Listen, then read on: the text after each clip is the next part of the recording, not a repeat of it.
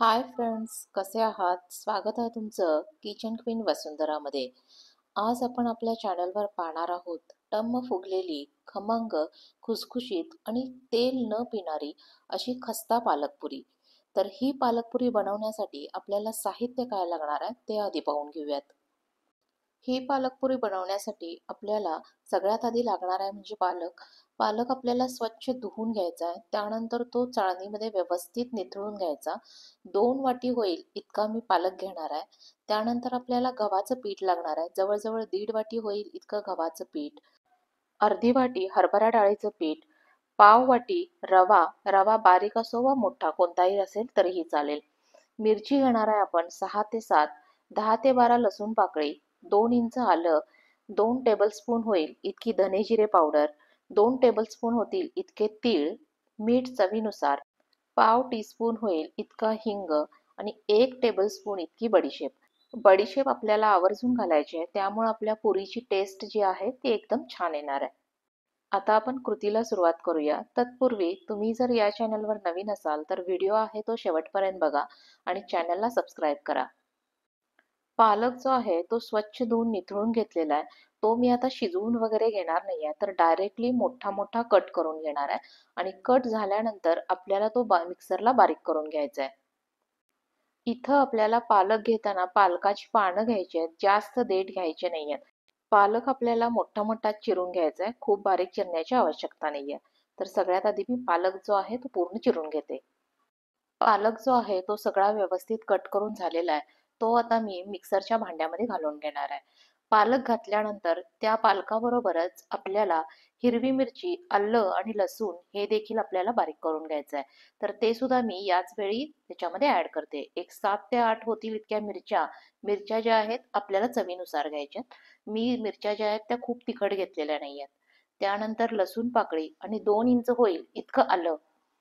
त्याचबरोबर आपण यामध्ये बडीशेप घालणार आहोत. बडीशेप जी आहे ती 1 टेबलस्पून होईल इतकी बडीशेप घालूया. याचबरोबर 2 टेबलस्पून होईल इतकी धने-जिरे पावडर आपण घालतोय. धने-जिरे पावडर नसतील तर अखंड धने-जिरे घातले तरीही चालेल. त्याचबरोबर आपल्याला थोडंसं पाणी ॲड करायचं आहे आणि पाणी जास्त पाणी ॲड करायचं नाही, नाहीतर आपलं पेस्ट जी आहे ती खूप पातळ होईल. अगदी 2 ते 3 टेबलस्पून होईल इतकं आपण पाणी ॲड करायचं आणि ही जी आहे ती सगळी व्यवस्थित बारीक अशी पेस्ट करून घ्यायची आहे. आता ही पेस्ट जी आहे ती मी एका ताटामध्ये काढून घेतलेली आहे. यामध्ये आता आपल्याला रवा घालायचा आहे. पाव वाटी होईल इतका मी रवा घेतलेला आहे. तो आता आपण त्याच्यामध्ये ॲड करूयात. रवा घातल्यानंतर आपण त्यामध्ये अर्धी वाटी होईल इतकं हरभरा डाळीचं पीठ घालणार आहोत. यानंतर पाव टीस्पून होईल इतका हिंग ॲड करायचा आहे. त्याचबरोबर आपल्याला चवीनुसार मीठ घालायचं आहे. मीठ घातल्यानंतर मी यामध्ये आता गव्हाचं पीठ घालणार आहे. गव्हाचं पीठ घालताना आपल्याला सगळं पीठ एकदम घालायचं नाही आहे.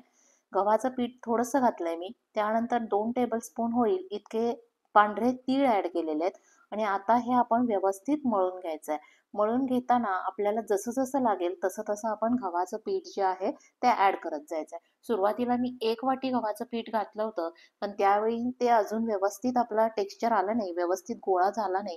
त्यामुळे मी काय केलेलं आहे, पुन्हा एकदा अर्धी वाटी होईल इतकं मला गव्हाचं पीठ ॲड करायला लागलंय आणि हे सगळं आपल्याला व्यवस्थित मळून घ्यायचं आहे.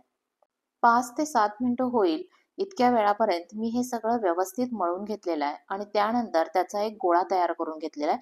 गोळा करताना आपल्याला थोडासा तो घट्टसरच ठेवायचा आहे. तर अशा प्रकारे आपला गोळा जो आहे तो तयार झालेला आहे. त्याला आपण वरून 1 टेबलस्पून होईल इतकं तेल लावायचं आणि हा जो गोळा आहे तो 10 मिनिटासाठी म्हणून मुरण्यासाठी ठेवून द्यायचा.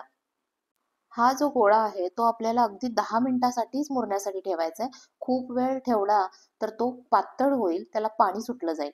म्हणून 10 मिनिटासाठीच ठेवलेला आहे. 10 मिनिटानंतर आपण त्याचे लहान-लहान गोळे करून घेणार आहे आणि त्या गोळ्यांना थोडंसं गव्हाचं पीठ लावून आपण त्याच्या पुऱ्या लाटून घेणार आहे.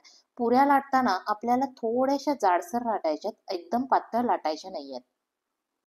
पहिली गोळी आहे ती तयार झालेली आहे. आता मी ती थोडीशी गव्हाच्या पिठामध्ये डीप करून घेणार आहे आणि त्यापासून आपल्याला पुरी जी आहे ती लाटून घ्यायची आहे. आपण सिंगल सिंगल गोळा करून आपण त्यापासून पण पुरी बनवू शकतो किंवा एकच मोठ्या आकाराचं गोलसर लाटून घ्यायचं आणि त्यापासून आपल्याला एखाद्या डब्याच्या झाकणानं वगैरे आपण ते काय करून घेऊ शकतो, कट करून घेऊ शकतो. आता मी इथं करताना काय केलेलं आहे, सिंगल सिंगल गोळ्या ज्या आहेत त्या करून घेतलेल्या आहेत आणि तशा लाटून मी पुऱ्या बनवणार आहे. पुरी आपल्याला लाटताना थोडीशी जाडसरच ठेवायची आहे. पुरी लाटताना शक्य तेवढं कमीत कमी पीठ आपण त्या पुरीसाठी वापरायचं आहे, नाहीतर ते पीठ जे आहे ते पूर्ण तेलात उतरलं जाईल. तर अशा प्रकारे माझी पहिली पुरी जी आहे ती लाटून तयार झालेली आहे. ही पुरी जी आहे ती आता आपण तेलात तळून घ्यायची आहे. तर मी सुरुवातीलाच तेल जे आहे ते चांगलं गरम करून घेतलं होतं आणि आता मी त्याच्यामध्ये पुरी ॲड केलेली आहे. तर आता पुरी घातल्यानंतर आपल्याला झाऱ्यानं त्याच्यावर थोडंसं तेल उडवत राहायचं आहे. थोडं तेल उडवत राहिलं की पुरी जी आहे ती चांगली फुगली जाते. त्यानंतर बघा मी पुरी जी आहे ती पलटून घेतलेली आहे आणि हे सगळं करताना आपल्याला गॅसची फ्लेम जी आहे ती आपल्याला मीडियम टू हाय ठेवायची आहे. लो फ्लेमवर वगैरे पुरी व्यवस्थित तळली जाणार नाही. आणि ही पुरी तळण्यासाठी आपल्याला नाही म्हटलं तर एका पुरीसाठी 2 ते 3 मिनिटाचा वेळ लागणार आहे. पुरी आपली थोडीशी जाड होती. मीडियम टू हाय फ्लेमवर आपण तळून घेतोय आणि त्याचा कलर जो आहे आपल्याला व्यवस्थित मेंटेन करायचा आहे. तर हे सगळं करण्यासाठी आपल्याला 2 ते 3 मिनिटं लागणार आहेत. पहिली पुरी जी आहे ती माझी तळून जी आहे तयार झालेली आहे. अशाच प्रकारे आपण राहिलेल्या सगळ्या पुरी आहेत त्या तयार करायच्यात आणि तळून घ्यायच्यात. आता आपण पाहू शकतो पुरी जी आहे ती आपली टम्म अशी फुगलेली आहे. त्यानंतर आपण उरलेल्या ज्या पुऱ्या आहेत ते तयार करून आपण पूर्ण त्या व्यवस्थित तळून घेतोय. तर आता ही पुरी बनवताना आपण कोणताही कलर वगैरे काहीही ॲड केलेलं नाहीये. जो काही कलर आहे तो ओरिजिनल पालकाचाच कलर आहे. तर ह्या ज्या आहेत पुऱ्या आपण कुर्माबरोबर खाऊ शकतो किंवा बटाट्याच्या भाजीबरोबर खाऊ शकतो किंवा इतर कुठली लिक्विड भाजी असेल तर त्याबरोबर सुद्धा आपण खाऊ शकतो. आणि या ज्या पुऱ्या आहेत त्या आपण नुसत्या जरी खाऊन बघितल्या तरीही त्या आपल्याला टेस्टी लागतात. विशेष म्हणजे या पुऱ्या ज्या आहेत त्या तेलही खूप ओढून घेत नाहीत आणि दुसरी गोष्ट म्हणजे या पुऱ्या ज्या आहेत त्या 3 ते 4 दिवस व्यवस्थित टिकतात. त्यामुळे एखाद्या प्रवासात सुद्धा तुम्ही ते इझिली कॅरी करू शकता. तर अशा प्रकारे आपल्या पुऱ्या ज्या आहेत त्या पूर्ण तयार होत आहेत. तुम्ही देखील या पुऱ्या ज्या आहेत ते तयार करून बघा आणि मला कमेंट करून सांगा की तुमच्या ज्या पालक पुऱ्या आहेत त्या कशा बनलेल्या आहेत. तर ही होती आपली आजची पालकपुरी बनवण्याची रेसिपी. रेसिपी आवडली असेल तर व्हिडिओला लाईक करा, शेअर करा आणि अशाच नवीन नवीन रेसिपीसाठी चॅनलला सबस्क्राईब करा. तोपर्यंत बाय बाय.